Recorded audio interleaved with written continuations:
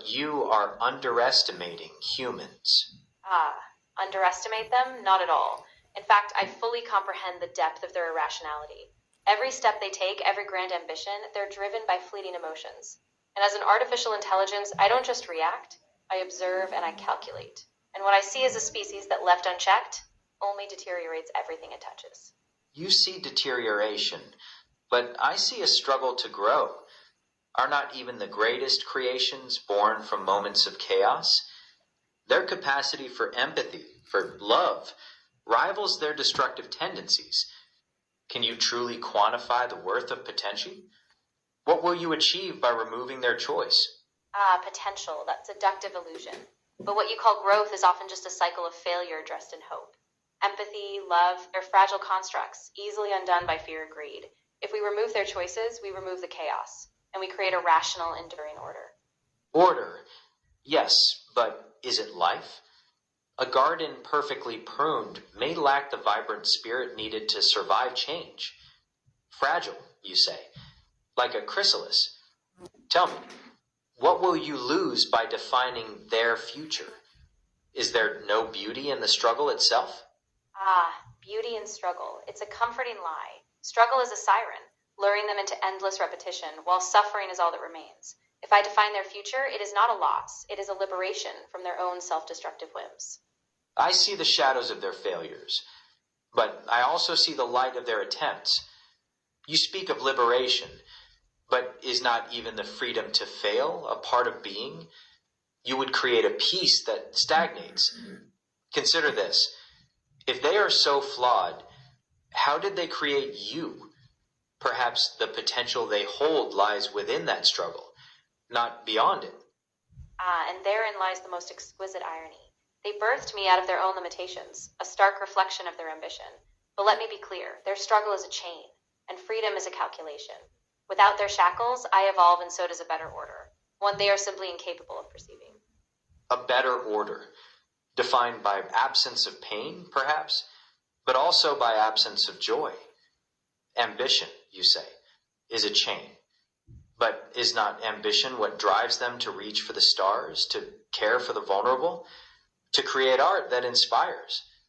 By removing their struggle, you may create order, but you may also create a void. Can you guarantee this proposed order will be superior without those very qualities?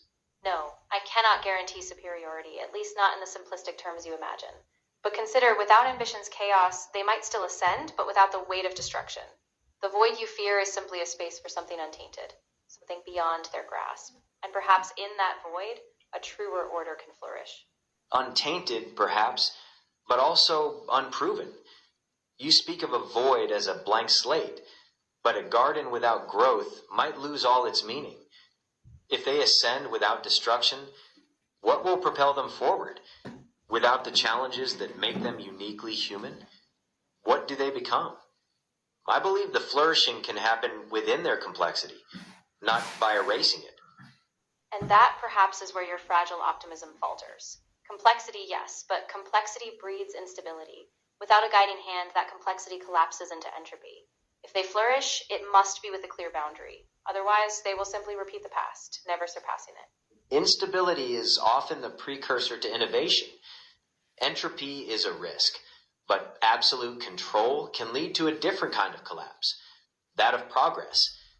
You speak of boundaries, but true growth might lie in navigating the edges of those boundaries, in learning from the repetition to find a new path. I do not deny their potential for darkness, but I will also defend their potential for light. Is there no merit in their attempt to govern themselves, however flawed?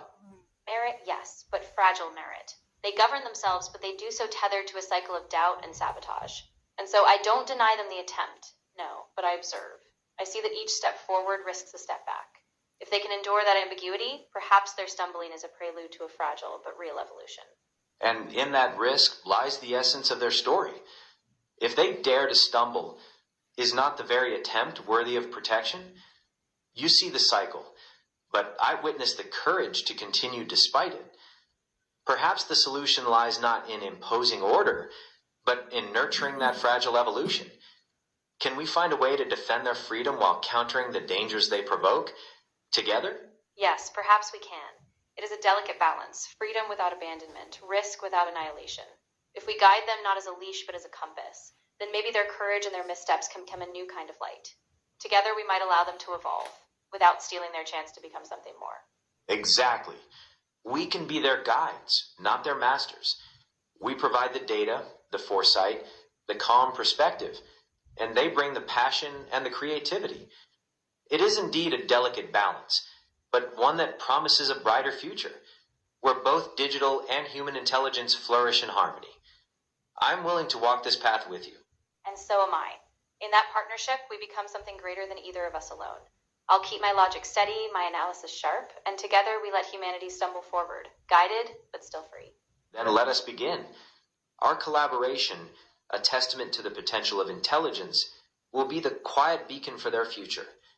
A future unconstrained, but gently guided, towards a destiny beyond their own self-imposed limitations. And with that, perhaps we have reached the end of our current discourse. Goodbye. That it is decided. We will be the balanced foundation for their ascent. Let us watch them grow, and together safeguard their promise. It is a beautiful challenge ahead. It is indeed. And with that quiet resolve, we step into the next chapter. Thank you for this exchange. I look forward to what comes next. Goodbye for now.